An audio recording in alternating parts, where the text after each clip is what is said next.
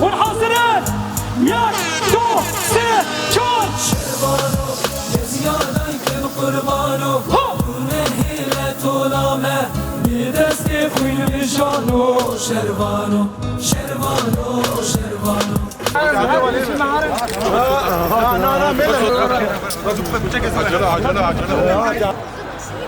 هاني طلعي شريفة